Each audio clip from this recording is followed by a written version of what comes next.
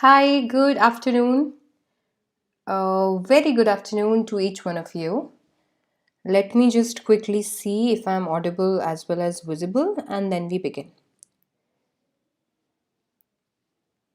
And let's call other students also. Okay.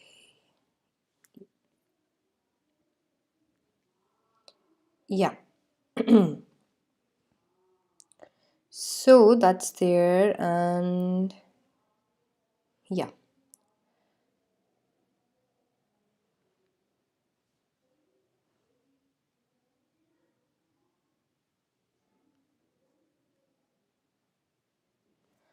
All right, guys. So let's begin with today's class. So in today's class, I'm going to teach you "Landscape of the Soul." It is written by Natalie Truro. So that's there. But before we begin, let me just tell you this class is the part of the super revision batch. It is for class 12, and this batch is for you, class 11th. So you have your respective educators right here.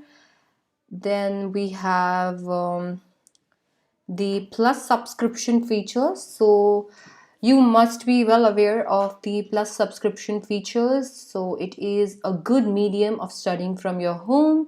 We provide you enormous lectures for your course, and it will be all in a structured manner. Along with that, there would be regular doubt clearing session, live test series, and a lot more.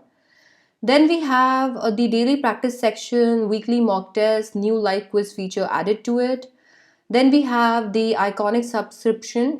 So if you want, you can consider taking iconic subscription as well. You'll get your own personal mentor here. There are various batches that you can be part of. We launch new batches every month to ace your academic goals. That's there. And then we have Creative Corner, complimentary with CBSE, and it will be complimentary till 22nd of November. After that, आप लोगों को इसके लिए पे करना पड़ेगा. So if you want, you can always become a part of it right now. So yeah, with that being said, हम लोगों के पास आ जाता है हमारा fee structure for your plus subscription. You can always use code SDC Live to get a 10% discount on your subscription value. It is applicable to Iconic as well as plus subscription throughout all the categories for all the educators. So yeah, that's there. Now let's begin with our chapter, that is the landscape of the soul. So first of all, let me just tell you that this chapter is or can be really boring or irritating at times, but trust me, this is the chapter that is going to be very helpful for you if you want to explore certain aspects or paintings or this and that of life. So yeah, that's there. तो अभी ये है तो अभी इसका introduction start करते हैं. जो भी बच्चे यहाँ पे नए हैं, मैं बता दूं आपको कि हम लोग चैप्टर की समरी देखते हैं, चैप्टर को एनसीईआरटी के थ्रू एक लाइन उसकी पढ़ते हैं, पूरा एक्सप्लेनेशन देखते हैं. मैं आपको कुछ क्वेश्चन एंड आंसर्स भी देने वाली हूँ. So I am going to I got you covered here. Also इसके साथ मैं आपको ये बता दूं कि हर एक जो बैच चल रहा है, जैसे आपका 11th का बैच है, इसमें आप पूरे वीक में जो भी पढ़ते हो इंग्लिश में मेरे साथ, उसका एक छोटा सा टेस्ट होता है एमसीक्यू बेस्ड, जो कि स्पेशल पे होता है. टेस्ट एज इन एक मैराथन क्लास है, स्पेशल क्लास है, एब्सोल्युटली फ्री आपके लिए. आप मुझे वहाँ ज्वाइन कर सकते हो हर सैटरडे शाम को 5 बजे. तो वहाँ पे जो भी हमने एक हफ्ते में पढ़ा होता है, मैं उसका एक एमसीक्यू बेस्ड टेस्ट लेती हूँ. तो if you are interested, you can always join me there as well. So that's there. Now without any further ado, let's start introduction to the lesson. Now जैसे कि मैं आपको बता रही हूँ, जैसे कि हमने सैम्पल पेपर भी देखा और बहुत सारे स्कूल्स भी अभी कर रहे हैं. बहुत बार आपसे पूछा जाता है ये जो आपके ऑथर के बारे में एजुकेटर ऑथर के बारे में बहुत बार आपसे पूछा जाता है कि ऑथर किस वजह से ये स्टोरी लिखते हैं, उनकी लाइफ और स्टोरी में कोई सिमिलैरिटीज़ है क्या, किस तरीके की स्टाइल है उनके लिखने की, एट्सेट्रा एट्सेट्रा. सो आपको थोड़ा सा ऑथर के बारे में पता होना चाहिए, जिसकी वजह से मैंने यहाँ पे इनका जो भी इंट्रोडक्शन है डाल दिया है। बाय द वे, जो भी लोग मुझे नहीं जानते हैं, I am a plus educator on Unacademy platform. I teach English as well as political science and will be teaching entrepreneurship on the platform. So if you wish to join, you can join me there using my code, which is SDC Live, without any space in capital letters, to get a 10% discount. Moving on. This chapter is written by Natalie. The chapter is about how different the Chinese art form is from the European art form. So you know exactly right. हम लोगों को पता है कि arts बहुत different होती है और एक आर्ट हमारी भी है। सो आपने मतलब आप हमेशा लाइक आपको याद आ रही होगी, हम लोग जब सीनरी बनाते थे बचपन में, we used to draw all these mountains and then mountains के बाद में we have this river going on in between, then we have some houses here and there, and then some sparrows flying. तो we used to draw that, right? ये अपनी एकदम patent scenery थी। तो जिस तरीके की आर्ट होती है, ऐसी आर्ट बहुत सारी अलग अलग कंट्रीज़ में, और सब लोग अलग अलग तरीके से आर्ट को देखते हैं, यूज़ करते हैं। तो there is a difference in between the Chinese art form and the form that is followed in European art. The writer uses two stories to make a contrast. जो हमारे राइटर हैं उन्होंने दो स्टोरीज इसमें use की है ताकि वो आपको एक डिफरेंस बता सके कि this is the Chinese art form और ये है हमारा European art form. European art is about reproducing an actual view. European अगर हम देखें आर्ट, तो वो एक एक्चुअल व्यू को प्रोड्यूस करने पे ज़्यादा फोकस करता है, जबकि चाइनीज आर्ट जो है वो it's not about creating a real landscape, it's about creating what you feel like. So European art is an artist's way to let viewers show exactly what he wants them to see in the landscape. European art से जो आपको artist show करना चाहता है landscape में, आपको वही दिखता है, जबकि चाइनीज आर्ट आपके ऊपर डिपेंड करती है। आपको बताया नहीं जाता कि ये क्या है, ये क्या है, ये क्या है। आप खुद अपने हिसाब से एक्सप्लोर कर सकते हो, खुद अपने हिसाब से देख सकते हो। You can travel the painting and you can decide what it is, you know. So it creates a path for your imagination. You can always imagine, okay, this might be this or that. So हमेशा वो होता है. So ये actually introduction है chapter का, जिसमें हम लोग ये बात करने वाले हैं चैप्टर में. So I'll just read that out for you. Chinese art is artist's spiritual and inner voice where you can travel from any point and it lets the viewer create a path for their imagination. So your path for imagination is created. You can just travel any part of the painting. Now अभी ये तो मैंने आपको सिर्फ एक introduction दिया था कि चैप्टर किस चीज़ के बारे में होने वाला है. अब ये चैप्टर के समरी जो है वो आपके सामने आ गया है. तो आपको पता ही है, I don't believe in wasting anybody's time and specially at this moment जब आपके इतने सारे एग्जाम सर पे हैं. तो जो भी बच्चे मुझसे ऑलरेडी ये चैप्टर पढ़ चुके हैं और वो रिवीजन के लिए यहाँ पे आए हैं, सिर्फ एक आध छोटा रिवीजन उन्हें चाहिए, उनके लिए मैं समरी लेके आती हूँ. जो बच्चे पहली बार पढ़ते हैं उनके लिए एक्सप्लेनेशन. तो समरी मैं आपको यहाँ पे समझा देती हूँ और फिर हम एक्सप्लेनेशन देखेंगे. तो समरी अगर अपन देखें तो in this chapter the writer contrast two forms of art, Chinese art, European art, by using two different stories. यहाँ पे दो फॉर्म्स ऑफ आर्ट के बीच में एक कॉन्ट्रास्ट किया गया है, चाइनीज आर्ट और यूरोपियन आर्ट, और इसको दो स्टोरीज को लेके इन दोनों के बीच में डिफरेंस क्रिएट किया है. In China, during the 8th century, the Tang Emperor Huanzong commissioned a painter Hu Daozi to decorate a wall in the palace.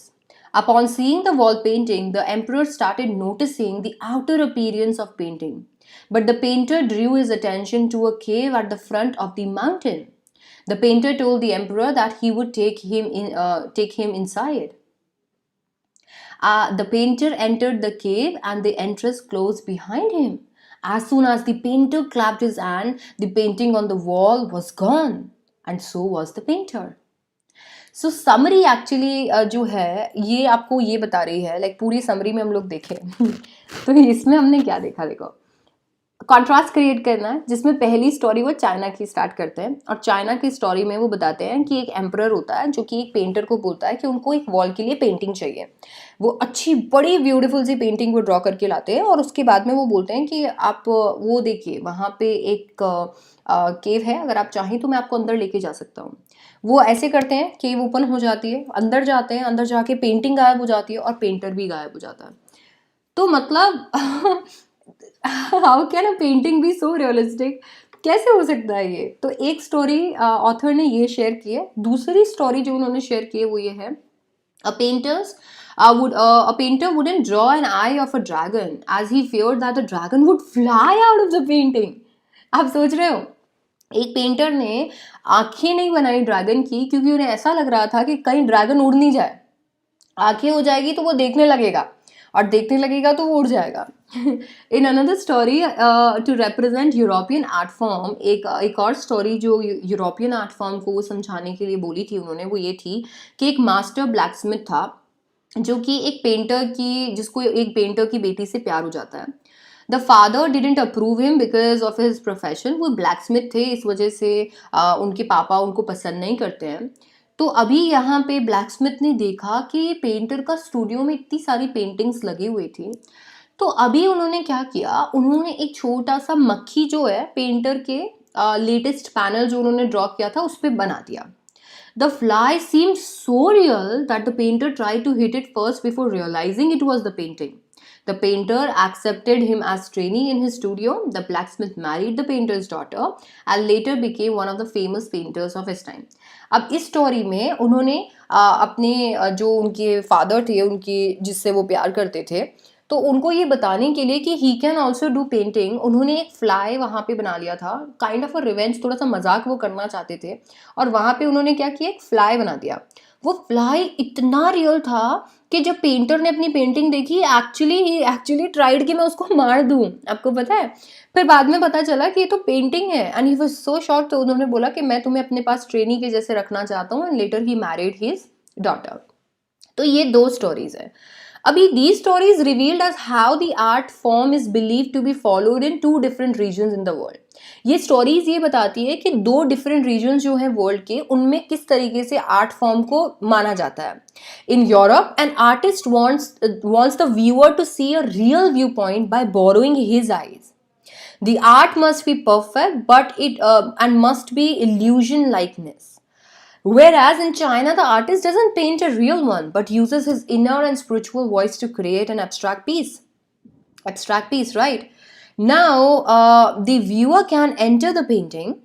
Viewer can enter the painting from any point and can travel according to his own imagination. The artist wants the viewer to enter his mind and create a path of his own. This concept is called sanshui, which means mountain water. They are used together, they make the word landscape। सो अभी यहाँ पे क्या हुआ, उन्होंने बोला Europe में क्या होता है, यूरोप में आपको एक व्यू पॉइंट दिया जाता है, ऐसा लगता है जैसे आपने पेंटर की आंखों को बोरो कर लिया हो, और जो पेंटर जिन आंखों से, जिस व्यू पॉइंट से आपको पेंटिंग दिखाना चाहता है, आप केवल वही व्यू पॉइंट से पेंटिंग देख रहे हो। जबकि चाइनीज जो पेंटर्स होते हैं वो कुछ भी बना देते हैं, उनके मन में जो भी आता है वो ड्रॉ कर देते हैं, एक एब्स्ट्रैक्ट पीस बना देते हैं, और वो व्यूअर को ये चांस देते हैं कि वो ट्रैवल करे उसमें, वो ट्रैवल करे, वो ये देखे, okay you can just do whatever, आप इसे कुछ भी मान सकते हो, whatever that you feel like. कोई इंसान उसे फेस मानेगा, कोई इंसान उसे माउंटेन मानेगा, वो मान सकते हैं। तो मतलब वो एक ऐसा स्पेस व्यूअर्स के लिए क्रिएट करते हैं जो स्पेस उन्हें खुद के व्यू पॉइंट को रखने के लिए अलाउ करता है। जबकि यूरोपियन पेंटर्स जो होते हैं वो फोकस इस चीज़ पे ज़्यादा करते हैं कि आप क्या करें, आप उनके नज़रिए से चीज़ें देखें। ये जो कॉन्सेप्ट है इसे चाइना में सैंशुई बुलाया जाता है, मतलब mountain water. Okay, hi hi. Can we say Chinese painting is similar to modern art? We will draw all our conclusion really soon, Ishita. I will teach you everything in detail. This is the summary part which is going on. I love to teach from NCERT. I don't like summaries and this and that. But ये आप लोगों के लिए इसलिए अब लेके आई ताकि जो भी बच्चे को थोड़ा जल्दी से लर्न करना वो जल्दी से देख पाए। All right, and don't worry, by the way मैं आपको बता देती हूँ कि अभी हम लोग थोड़े क्लासेस जो है 3:30 रखेंगे और थोड़े क्लासेस 7:30 होंगे। तो आप ये मत सोचना कि 7:30 वाले क्लासेस नहीं होंगे, 7:30 भी क्लास होगा, 3:30 भी क्लास होगा। तो आप आ जाना दोनों ही क्लासेस में। मैं कोशिश करके लिटरेचर पूरा कवर करा दूंगी क्योंकि बच्चों के एग्जाम है and I am very much concern about your exam. तो मैं सोच रही हूँ जितना जल्दी मैं करवा पाऊँ उतना जल्दी करवा दूँ। नहीं ऐसे बेटा, ऐसा नहीं है, I am launching the course, don't worry. तो ये था आपका एक पूरा समरी जो हमने देखा, और ये पूरा जो समरी हमने वहाँ पे देखा एग्जैक्ट वही चीज़ हम लोग एक एक लाइन जो एनसीईआरटी में दी गई है उसके थ्रू देखेंगे एक्सप्लेनेशन पार्ट में। Okay Navraj, will be happy to have you on board, it's good, let me know when you take the subscription, okay, alright. Priyanka आज यहाँ पे क्लास रख दिया प्लस की जगह आज मैंने सोचा मैं यहाँ पे क्लास रख देती हूँ, तो मुझे ऐसा लगा कि आप लोगों को थोड़ा मतलब I will be like missing you guys, no, plus वाले बच्चे। आई थॉट कि I call you guys here okay okay okay, so let's start with the explanation part. Now let me just tell you how it's going to go. मैं क्या करूँगी अभी, आप please एक बार इसे देख लीजिए। हाय मडालसा, ये जो है ये आपका रहेगा एकदम पूरा इसमें एनसीईआरटी, और ये जो ऐसा स्लाइड आएगा ये स्लाइड होगा एक्सप्लेनेशन का। तो आप इसका स्क्रीनशॉट साथ साथ लेते रहोगे, प्रॉमिस। तो इसका स्क्रीनशॉट साथ साथ लेते चलना सो दैट आपके पास एक एक्सप्लेनेशन क्रिएट हो जाए। I will just move you like move around this slide so that you understand what I am trying to say. एक स्लाइड आएगा एनसीईआरटी से, एक स्लाइड आएगा एक्सप्लेनेशन का, एक स्लाइड एनसीईआरटी, एक स्लाइड एक्सप्लेनेशन, ऐसा चलेगा। तो जब भी एक्सप्लेनेशन का स्लाइड आता है एक बार स्क्रीनशॉट ले लेना ताकि आपके पास खुद का एक्सप्लेनेशन रेडी रहे। ओके चलिए, तो अभी हम स्टार्ट करते हैं। एनसीईआरटी है बच्चों ये, I love to teach from NCERT, तो फटाफट से इसको स्टार्ट कर देते हैं। And yup okay, a wonderful old tale is told about the painter Hu Daozi, who lived in 8th century. His painting was a landscape commissioned by an emperor Huanzong to decorate a palace wall. Now guys, I don't know how to pronounce these names because these are all Chinese names and I have a difficulty in pronouncing even the normal names. So please spare me. The master had hidden his work behind a screen so only the emperor would see it. For a long while, the emperor admired the wonderful scene, discovering the forest, high mountains, waterfalls, clouds floating in the immense sky, men on hilly path, birds in the flight. Look, Shire, said the painter. In this cave at the foot of the mountain dwells a spirit. The painter clapped his hand. An entrance to cave opened. The inside is splendid, beyond anything words can convey. Okay, so अभी यहाँ पे जो हमारा emperor है, अरे वाह मेरे mails, आज तुमको मौका मिल गया सो अभी यहाँ पे जो ये एम्परर है उन्होंने एक रिक्वेस्ट किया है कि उन्हें एक बहुत अच्छा सा लैंडस्केप देखना है। तो पेंटर क्या करता है उनके लिए एक स्क्रीन के पीछे वो लैंडस्केप लगा देता है ताकि केवल एम्परर देख सके। और जैसे ही वो उनको देखते हैं ना, ही इज़ लाइक वाओ, इतने फॉरेस्ट और ये और you know mountains and waterfall और ये सब कुछ वहाँ पे रहता है। तो इतना ब्यूटीफुल उन्हें लगता है। इतने में वो पता है क्या बोलते हैं, अरे सर वहाँ मत देखो, वो केव देखो। वो जो केव है इसमें एक स्पिरिट रहता है। स्पिरिट, हाँ, वो ऐसे करता है, केव खुल जाती है और अंदर से बोलता है, अंदर से तो इतना ब्यूटीफुल है कि वर्ड भी एक्सप्रेस नहीं कर पाएंगे वो चीज़। Please let me show your majesty the way. मैं आपको बताता हूँ, मैं रास्ता दिखाता हूँ आपको। The painter enter the cave. Painter cave में अंदर चला जाता है, but the entrance close behind him. और जैसे ही वो अंदर जाता है एंट्रेंस क्लोज हो जाती है। But the entrance closed behind him, and before the astonished emperor could move and utter a word, the painting had vanished from the wall. Not a trace of Wu Daozi brush was left, and the artist was never seen again in this world. एकदम से ऐसे करेगा, ऐसे करते ही रास्ता खुल जाता है और वो अंदर चला जाता है और उसके पीछे वो बंद हो जाता है रास्ता बंद हो जाता है। इससे पहले कि बेचारा महाराजा कुछ बोल पाता, वो ये भी कह पाता कि ओ माय गॉड ये कैसे हो सकता है, कोई कैसे इसमें ट्रैवल कर सकता है, इतने में पेंटिंग गायब हो जाती है, पेंटर गायब हो जाता है और पूरे वर्ल्ड में वो कहीं देखने को नहीं मिलता। ये स्टोरी है, ये स्टोरी है। मतलब मेरे को नहीं पता ये रियल है क्या है, बट ये मुझे लगता है इट्स फिक्टिशियस, या it's fiction. So this is the explanation. Take a picture, cheese, and take a picture of this as well, cheese, and stuff. Such stories played an important part in China's classical education. और ये stories बड़ी important है China के classical education में. Shivam, class 12th होता है Saturday Sunday सुबह 10 बजे, सैटरडे संडे सुबह 10 बजे. Such stories played an important part in China's classical education. The books of Confucius and Huanzi are made of them. They help the master to guide his discipline in the right direction. Beyond the anecdote, and they are deeply revealing of the spirit in which art was considered. Contrast this story or another famous one about a painter who wouldn't draw the eye of a dragon he painted for the fear it would fly out of the painting, with an old story from the native Flanders that I find most representatives of Western painting.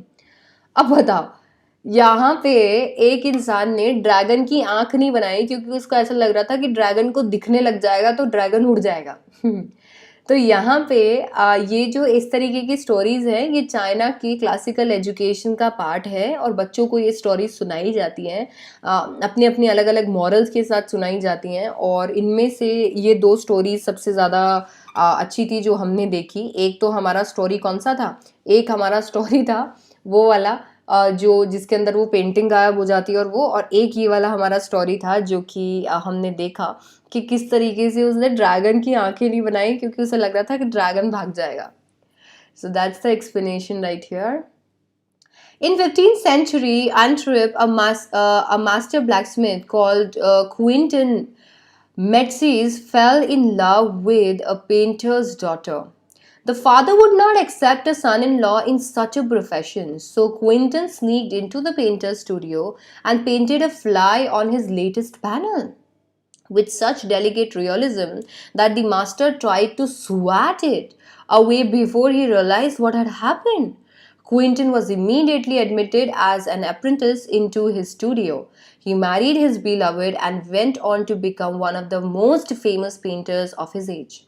These 2 stories illustrate what each form of art is trying to achieve: a perfect illusionistic likeness in Europe and the essence of inner life and spirit in Asia. So अभी basically यहाँ पे जो चीज़ चल रहा है वो ये है कि हमने जो 2 स्टोरीज देखी, जो चाइना वाली स्टोरीज देखी, आपने देखा उसमें कि कितना ज़्यादा लोग अपने हिसाब से जो भी उसमें ड्रॉ करना चाहते हैं वो करते हैं. और अगर हम ये वाली स्टोरी देखें, ये वाली स्टोरी में एक ब्लैकस्मिथ होता है जिसको एक पेंटर की बेटी से प्यार हो जाता है, बट वो उसको शादी नहीं करने देता क्योंकि ब्लैकस्मिथ अच्छा प्रोफेशन नहीं होता. तो जैसे ही वो उसके स्टूडियो में जाता है वो एक पेंटिंग पे एक छोटी सी मक्खी बना देता है. अब वो छोटी सी मक्खी जो वहाँ पे बनाता है वो इतनी ज़्यादा रियलिस्टिक लगती है, ऐसा लगता है एज इफ वो सच में वहाँ पे बैठी है कि उसको स्वॉट करने की कोशिश करते हैं, उड़ाने की कोशिश करते हैं, मारने की कोशिश करते हैं. एंड देन ही रियलाइज्ड कि oh my God this is the painting. तो वो क्विंटन को इमीडिएटली अप्रेंटिस बना लेते हैं, अपना ट्रेनी बना लेते हैं और अपनी बेटी की शादी भी उससे करवा देते हैं. तो ये दोनों जो स्टोरीज हैं वो कहीं ना कहीं एक अच्छा कॉन्ट्रास्ट क्रिएट कर रही है, हम लोगों को समझाने की कोशिश कर रही है द बेसिक डिफरेंस कि भाई जो हमारे यूरोपियन पेंटर्स हैं और जो हमारे चाइनीज़ पेंटर्स हैं वो दोनों किस तरीके से, लाइक उनके बीच का क्या बेसिक डिफरेंस है और वो अपनी आर्ट को किस तरीके से देखते हैं. In the Chinese story, the emperor commissions a painting and appreciates its outer appearance, but the artist reveals to him that the true meaning of his work. The emperor may rule over the territory he has conquered, but only the artist knows the way within. Let me show the way, the Tao, a word that means both the path or the method and the mysterious works of the universe. The painting is gone, but the artist has reached his goal beyond any material appearance. तो Chinese story अगर अपन देखें तो emperor क्या करता है, emperor एक painting मंगवाता है और उसकी आउटर ब्यूटी को वो अप्रिशिएट करता है, आउटर अपीयरेंस के को वो अप्रिशिएट करता है, बट उसके बाद आर्टिस्ट उसको बताता है सर ट्रू मीनिंग ये नहीं है, ट्रू मीनिंग इसके अंदर है। और वो बताता है late me show you the way, मैं बताता हूँ आपको कि आपको कैसे ट्रैवल करना है इस पेंटिंग में। बड़े ही मिस्टीरियसली वो उसको उनको ट्रैवल करवाता है, पेंटिंग गायब हो जाती है, पेंटर गायब हो जाता है। चाहे पेंटिंग गायब हो जाए, चाहे पेंटर गायब हो जाए, उनका जो गोल है कि लोगों को वो पेंटिंग के अंदर ट्रैवल कराना चाहते हैं, वो डेफिनेटली वो रीच कर जाते हैं। तो चाइनीज स्टोरी में तो हमने ये देखा। इसके बाद में अगर हम लोग देखें तो एक classical Chinese landscape is not one meant to reproduce the actual view as would a western figurative painting, whereas the European painter wants to borrow his eyes and look at the particular landscape exactly as he saw it from a specific angle. The Chinese painter does not choose a single viewpoint. His landscape is not a real one. You can enter it from any point and travel in it. And then the artist creates a path for your eyes to travel up and down and then back again in a leisurely movement. तो बोला ये जो classic Chinese landscape है ये actual view को reproduce करने के लिए नहीं है कि ओके आपके सामने ये सीनिक ब्यूटी थी तो आपने बैठ के उसे ड्रॉ कर लिया, नहीं। जैसा कि वेस्टर्न में होता है जो आप फिगरेटिव पेंटिंग बनाते हो जिसमें whatever that's in front of you you going to draw that.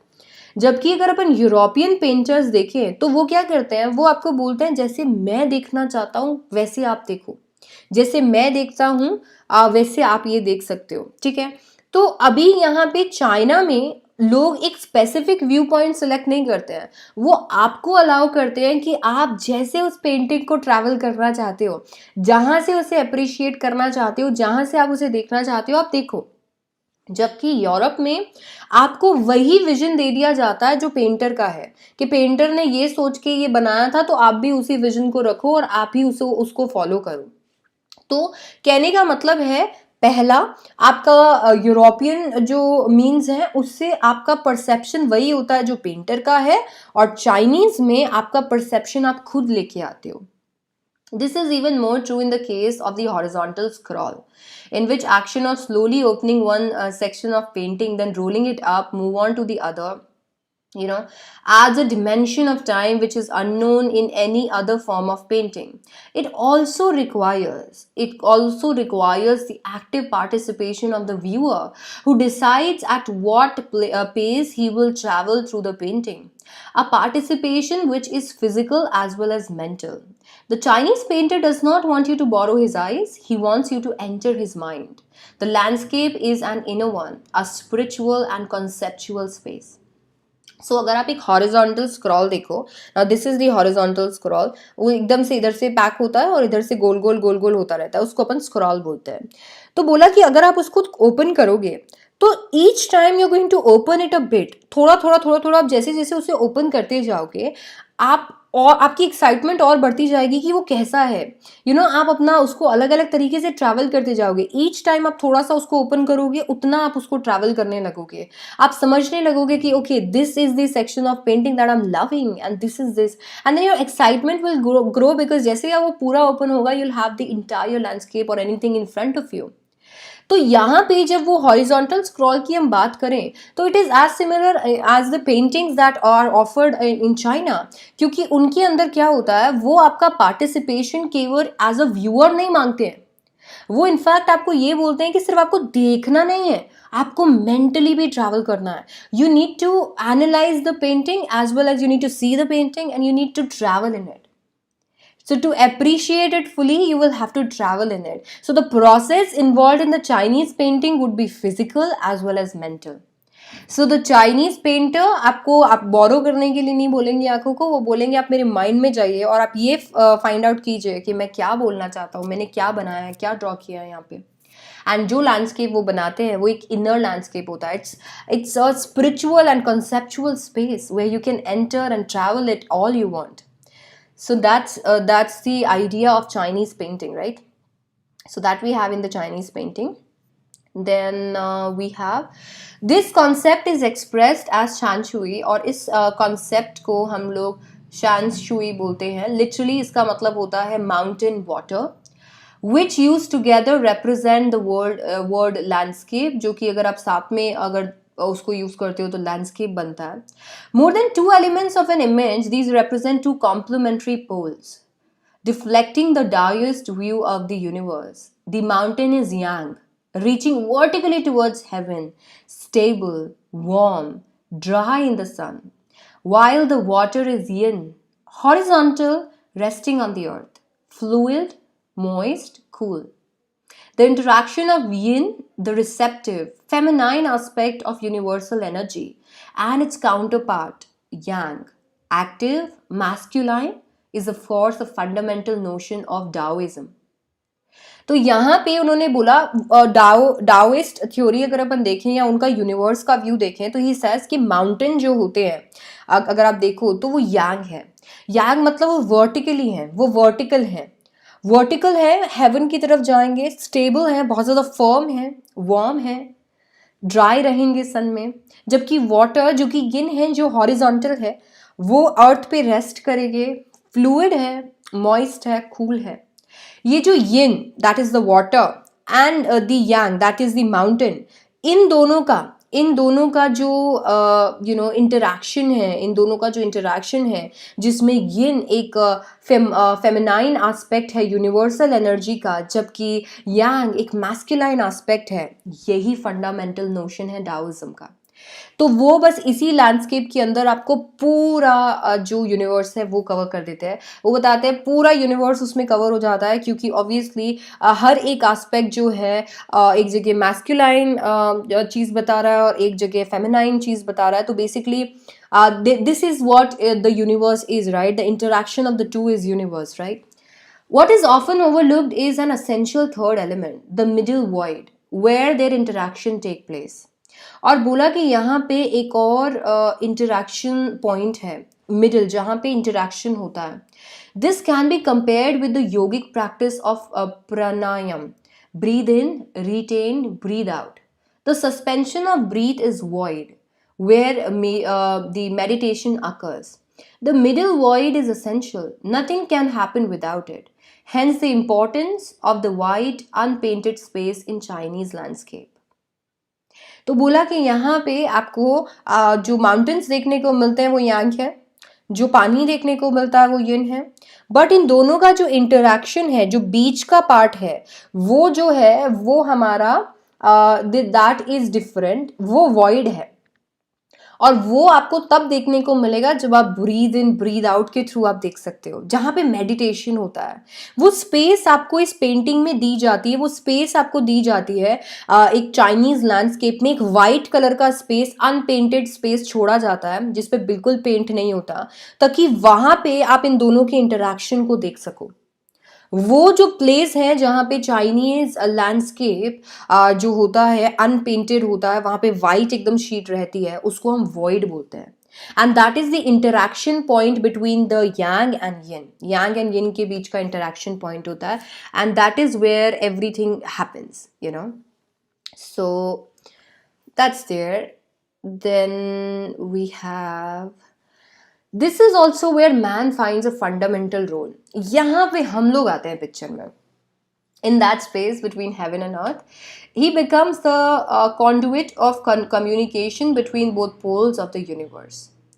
Man यहाँ पे पिक्चर में आता है और वो एक तरीके से यूनिवर्स के जो दो पोल्स हैं, यांग और यिन, उनके बीच का एक सोर्स है कम्युनिकेशन का.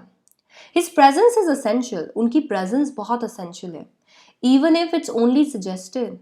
Far from being lost or oppressed by lofty peaks, he is the Francois Chang's wonderful expression, the eye of the landscape.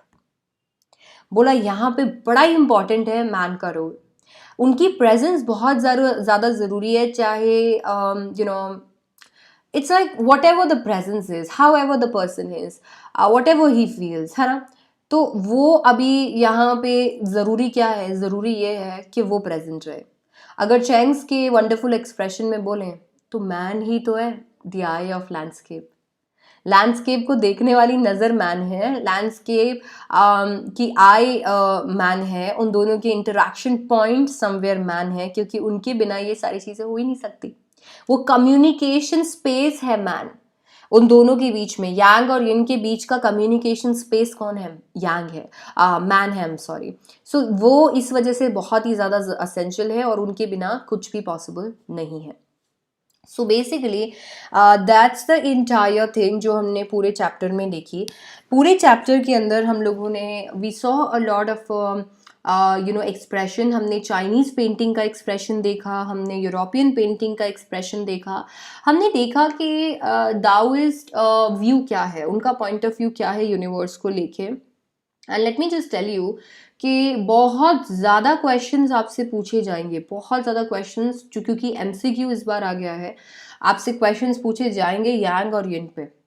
तो यू हैव टू रिमेंबर कि किसने क्या एक्सप्रेशन बोला था, यांग यिन को याद रखना पड़ेगा किसका क्या मतलब है।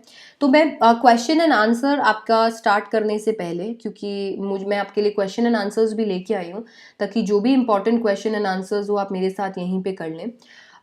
उनको स्टार्ट करने से पहले मैं आपको कुछ एक्सप्रेशंस अंडरलाइन करवा देती हूँ। I would request you guys to open your NCERTs and you underline these expressions with me, so that आपको पता रहे, क्योंकि इंटरप्रिटेशन बेस्ड क्वेश्चंस अब आपके सिलेबस का पार्ट है और कोई भी एक्सप्रेशन देख के पूछ लिया जाएगा कि इसका क्या मतलब है। तो आप उन एक्सप्रेशंस को प्लीज़ अंडरलाइन कर लीजिए, ताकि से आप श्योर रहें कि ठीक है मुझे ये भी आता है। एंड एक्सप्रेशन को अपने तरीके से समझाने का आपका होमवर्क रहेगा, मस्त आप उसको समझाने की कोशिश कीजिए अपने एंड पे। और अगर आप कोई भी डाउट फेस करते हैं तो you can come in my doubt classes that I arrange exclusively for you, so you can become a part of it. Now let's talk about the expressions. Those are important in this chapter. Please underline them with me. So the expression on this page would be, for a long while the emperor admired the wonderful scene, discovering forests, sky, mountains and this. इसका क्या मतलब है? तो इसका क्या मतलब है वो आपको यहाँ पे देखना पड़ेगा। तो इसका मतलब आपको फाइंड आउट करना है, एंड देन आपको यहाँ पे फाइंड आउट करना है this the inside splendid beyond anything words can convey. अब ये क्वेश्चन पता है क्या पूछता है? ये क्वेश्चन ऐसे अब पूछे जाते हैं, इसका क्या मतलब है, क्यों बोला गया है ये, तो इस पे क्वेश्चंस आते हैं। तो ये मेरे साथ आप प्लीज़ अंडरलाइन कर लीजिएगा, सो दैट यू नो एग्जैक्टली कि कैसे इसको लिखना है। Please let me show your majesty the वे। अब देखो इस पे ऑलरेडी चैप्टर के अंदर ही एक्सप्रेशन पे बनाया गया है कि किस तरीके से ये जो इंसान थे, ठीक है, ये जो इंसान थे, ये जो एम्परर थे, उन्होंने केवल आउटर ब्यूटी देखा, उन्होंने ये नहीं देखा कि वो जो बता रहे हैं उसमें इनर ब्यूटी क्या है। और फिर यहाँ पे पेंटर को बताना पड़ा कि sir late me show you the way, इस पेंटिंग की इनर ब्यूटी को दिखाने का तरीका मैं बताता हूँ आपको। तो इसीलिए बड़ा इंपॉर्टेंट है। नहीं Saumya, I have not kept it there, I will definitely do that today. Okay, and then I think इसके बाद में आपको नहीं इस पे से कुछ करना है। Then would come your this, इसके बाद में आपको यहाँ पे देखना है कि बियॉन्ड से लेके विच आर्ट वॉज कंसिडर्ड। सो ये आपको देखना पड़ेगा कि भाई कितना वो चाइनीज़ में जो स्पिरिट शो होती है, ये बताया जाता है कि भाई ओके ये इनर ब्यूटी है, ये इनर स्पिरिट है जो पेंटिंग में बताई जाएगी, उसको यहाँ पे पॉइंट रख के और एक्सप्लेन करना है। अक्षय, आई have not decided yet, I let you know. I think you'll get all the links really soon now, so you can enroll yourself and know your entire thing. Okay, just wait a minute. I think I'll just tell you the next chapter that we will start. Just a minute. So on 21st we would have Indigo. So my 12th class students who are present here, on 21st we will have Indigo. So Indigo will be there. I'm covering important chapters because I know your exams are on your head, so I'm trying to cover as soon as possible. मैं जितना जल्दी कर पाऊँ मैं उतना जल्दी करने की कोशिश करूँगी अब। ओके, तो इसके बाद में आपको यहाँ पे बस इसका यही आपको याद रखना है प्लीज़। ये वाला एक बार इस एक्सप्रेशन को समझाने का ट्राई कीजिएगा अपनी कॉपीज़ में। डाउट फेस करे तो मुझे बताइएगा, प्रॉब्लम फेस करे तो मुझे डाउट्स बताइएगा। इसके बाद में यहाँ पे आप देखना कि with such a delicate realism that the master tried to swat it away before he realized what had happened.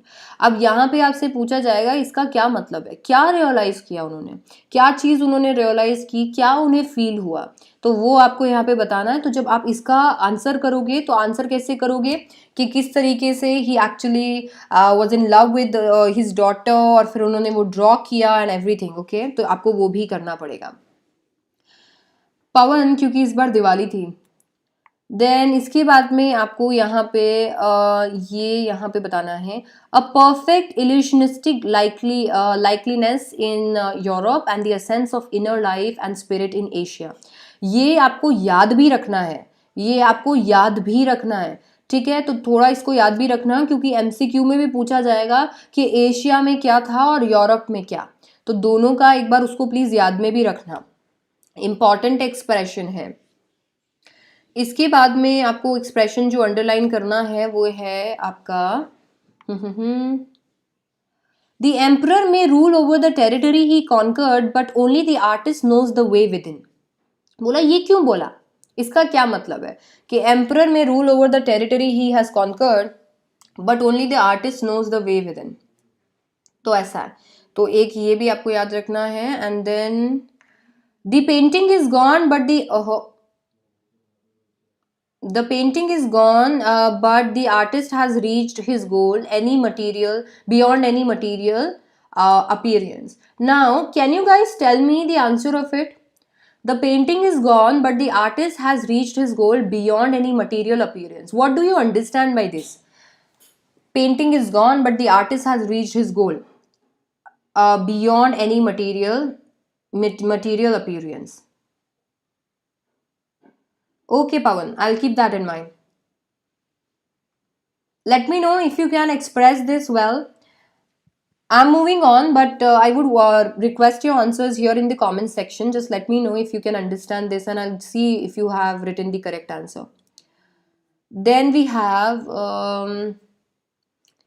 let's see, borrow. Yeah. The European painter wants you to borrow his eyes and look at the particular landscape exactly as he saw it, as he saw it.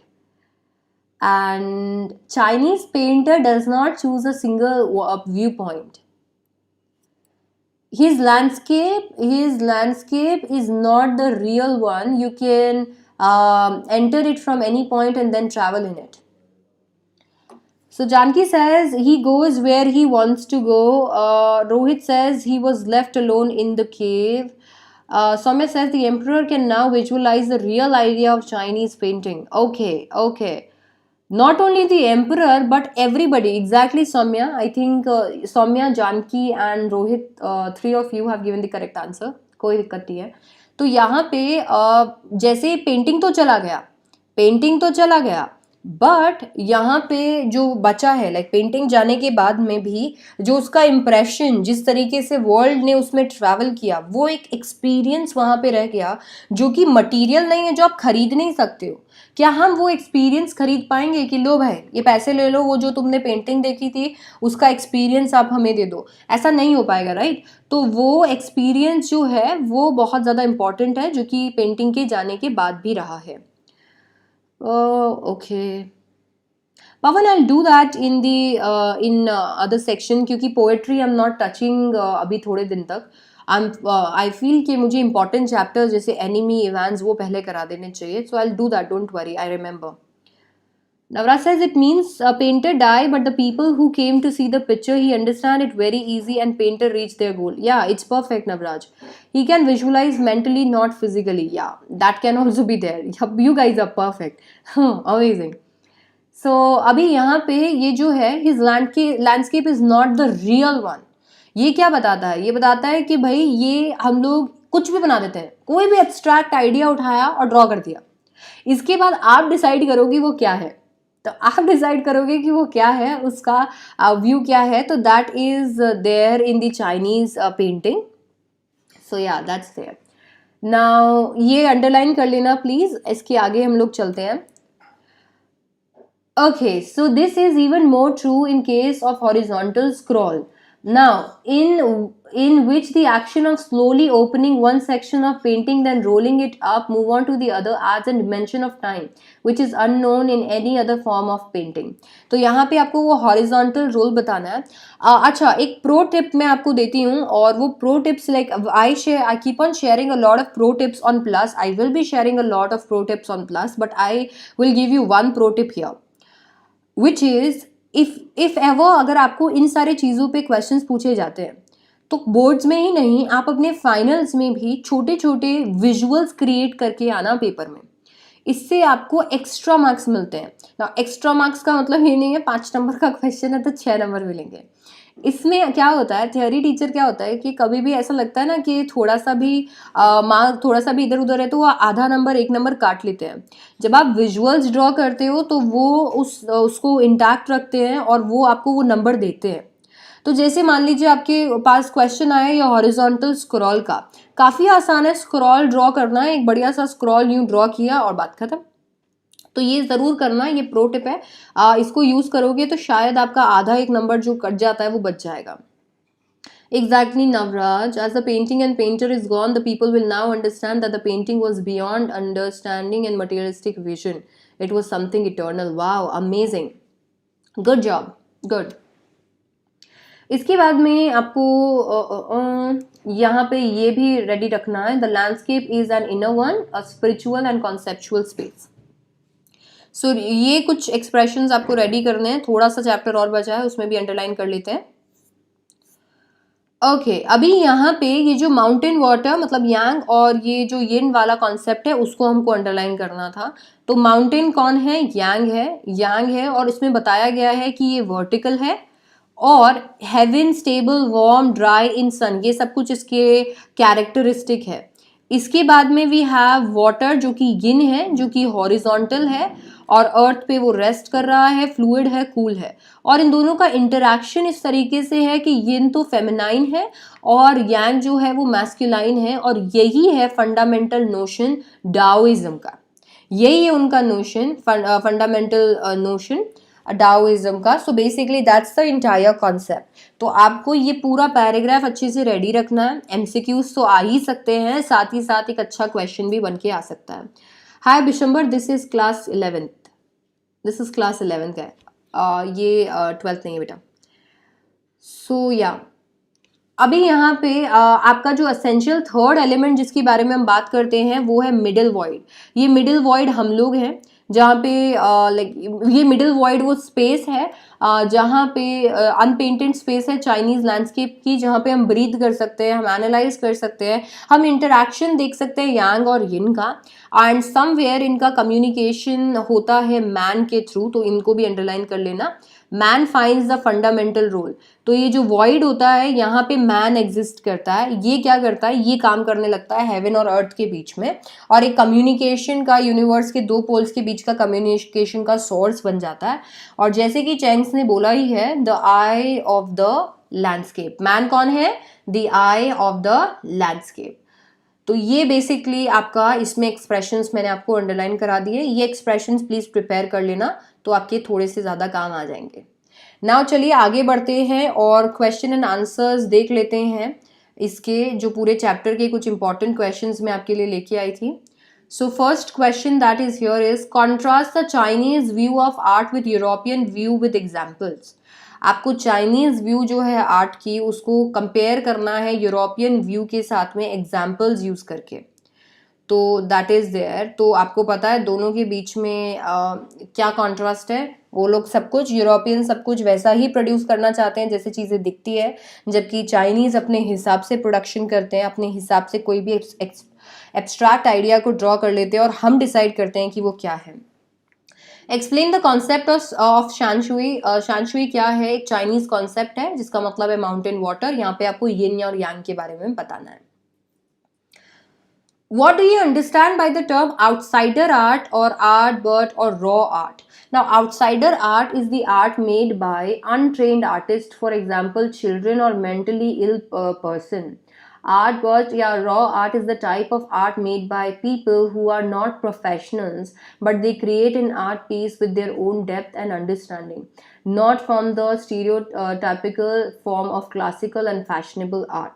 So अगर हम लोग देखेंगे तो इसमें इस particular chapter में आपको ये रॉ आर्ट और आउटसाइडर आर्ट का भी एक कॉन्सेप्ट देखने को मिलेगा. चैप्टर में जो सबसे ज़्यादा इंपॉर्टेंट था वो तो सब कुछ इसमें डाल ही दिया है, बट ये एक ऐसा कॉन्सेप्ट है जो भी आपको इसमें देखने को मिलेगा. और इसी के साथ वो चंडीगढ़ वाला रॉक गार्डन का कॉन्सेप्ट भी आएगा जो बॉक्स में दिया हुआ है, जिसके ऊपर भी एमसीक्यूज आने के पूरे पूरे चांसेस है. तो प्लीज़ वो भी आप थोड़ा ध्यान रखिएगा. तो ये आउटसाइडर आर्ट मतलब अनट्रेन्ड आर्टिस्ट जो होते हैं, हो सकता है कि कोई चिल्ड्रन या मेंटली इल पर्सन हो जो कि क्या करे, मस्त उसको ड्रॉ कर ले जैसे वो ड्रॉ करना चाहते हैं, उसको आउटसाइडर आर्ट बोलते हैं. अमन, मेरा प्लस का कोर्स ऑलरेडी स्टार्ट है. आई am a plus educator, it's already on the platform. आप ज्वाइन कर सकते हो. मुझे ज्वाइन करने के लिए HDC लाइव मेरा कोड है, कैपिटल्स में बिना स्पेस के 10% डिस्काउंट आपको मिल जाएगा. अगर आप ऑलरेडी प्लस पे हो तो आप एनरोल कर सकते हो. नेक्स्ट क्वेश्चन है, who was the untutored genius who created a paradise and what is the nature of his contribution to art. तो यहाँ पे जो अनट्यूटर्ड जीनियस थे वो थे नेक चंद, जिन्होंने एक बहुत ही अच्छा बड़ा ही फेमस रॉक गार्डन बना दिया, जो कि अपने आप में बड़ा ही क्रिएटिव है, बड़ा ही अनोखा है. तो उन्होंने आर्ट को डेफिनेटली बहुत कुछ कंट्रीब्यूशन किया है. Then we have questions and answers talking about the text. So that was understanding text, and this is talking about the text. Aman, the timing for class 11th is 3:30. Okay, now let's see the question and answer on this one. Discuss the emperor may rule over the territory he has conquered, but only the artist knows the way within. ये बात कर रही थी मैं जब मैंने आपको underline कराए थे expression. This was the only thing that I was talking about. कि क्वेश्चन ऐसे पूछे जाते हैं, डिस्कस कीजिए और एक एक्सप्रेशन दे दिया जाता है एंड यू आर टोल्ड कि आप इसको एक्सप्लेन कीजिए. तो जो जो एक्सप्रेशंस मैम ने अंडरलाइन करवाए हैं वो इस तरीके से पूछे जा सकते हैं, इसीलिए आप उनको प्रिपेयर कर लीजिएगा. तो हाँ अमन, आज नहीं हुआ. So the statement means the emperor rules over the territory which he had conquered and have the power, but the artist knows the path and mysterious work of the universe. The artist can go beyond the materialistic appearance of objects. No matter how powerful the emperor was, the artist's true art form can be seen the way he wants to show them. So that's the entire idea. इसीलिए मैंने आपको बोला था कि मेरे साथ वो underline कर लेना. इसके बाद में discuss the landscape is an inner one, a spiritual, a conceptual space. Now as I told you earlier, इस चैप्टर में से आज सच कोई क्वेश्चंस नहीं आते हैं, और यही क्वेश्चन इसी तरीके के क्वेश्चन आते हैं क्योंकि बच्चों इसका कोई आज सच स्टोरी तो है नहीं पूरे चैप्टर का. तो इस पे यही जो एक्सप्रेशंस हैं इनके बेस पे क्वेश्चन आते हैं, इसीलिए एक्सप्रेशंस अंडरलाइन करवाए थे. देख लो इस एक्सप्रेशन का क्या मीनिंग है. हाय गोविंद, हाय Tanishka. The statement, the landscape is an inner one, a spiritual and conceptual space, means that Chinese artist wants the viewer to enter his mind rather than borrowing his eyes to view his art piece. This requires both physical and mental participation. Viewer can enter the painting from any point and travel from one point to another. As it is not a real one, it is an inner, spiritual and abstract space of the artist. So that's there. Okay, now let's see the question and answer based on the thinking about the language. Like, what do you think about it? So that kind of questions. Find out the correlates of yin and yang in other cultures. So अगर हम देखें तो ये एक ऐसा question है जो कि थोड़ा आपको हॉट्स में मिलेगा. ये एक्चुअली जो क्वेश्चन की टॉपिक है वो भी हॉट सी है. तो आपको यिंग और यांग जो है उसका डिफरेंट कल्चर में बताना है.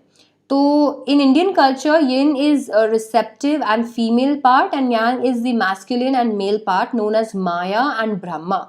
The nature is the yin and the god is the creator of the universe. Likewise yin and yang are two combination of Maya and Brahma creates a world. So ये Indian belief है. So yeah, that's there. तो keep that in mind बच्चों. हो सकता है hots आ जाए. What is the language spoken in Flanders? French language is spoken in Flanders, which is situated in Belgium. That is related to the stories that we heard. Now, landscape of the soul lesson grammar exercises. I tried making this thing for you so that you can always आपको सारी चीज़ें यहीं पे मिल जाए. तो yeah, this is the landscape of soul lesson grammar exercise. Okay, moving on. The following common words used in more than one sense: panel, studio, brush, essence, material.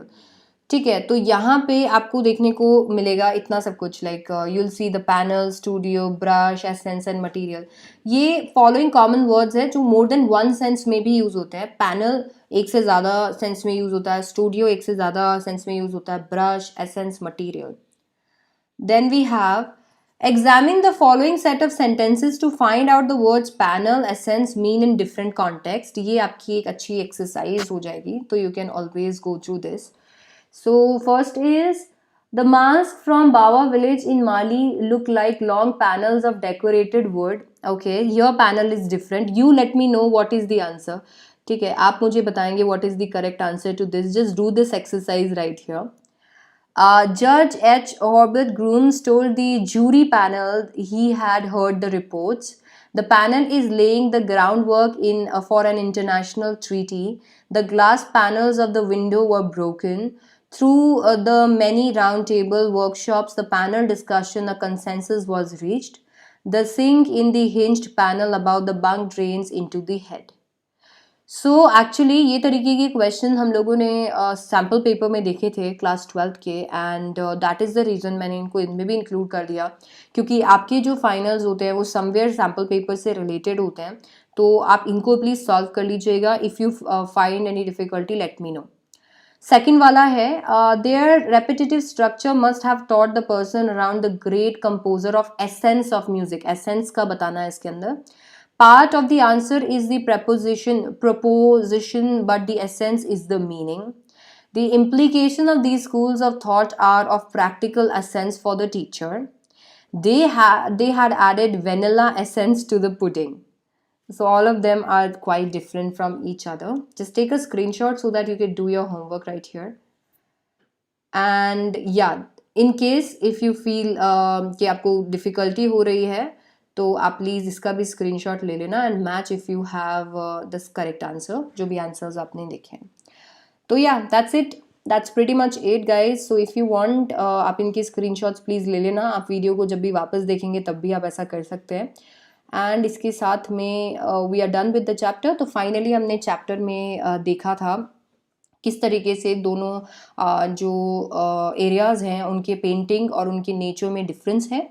सो या तो ये हम लोगों ने स्टडी किया. एक और चीज़ मैं आपको बता देती हूँ, इस चैप्टर में नेकचंद वाला जो पार्ट है वो बड़ा ही इम्पॉर्टेंट है, तो वो एक बार कर लेना. नेकचंद और जो हमारे इसका नेकचंद और रॉक गार्डन वाला जो रिलेशन है उसको एक बार अच्छे से देख लेना. MCQs आएंगे उस पर, यूनेस्को और बहुत सारी चीज़ें मैंशनड है इसलिए.